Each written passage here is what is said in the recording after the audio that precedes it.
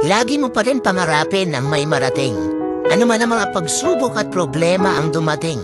Mabagal man ang pag-abante? Okay lang yan, basta ang importante dumidiskarte. Tandaan mo na ang buhay ay hindi laging malungkot at malumbay. Kaya patuloy ka lang lumaban at maging matibay. Dahil darating din ang araw, lahat ng plano mo sa buhay ay magtatagumpay.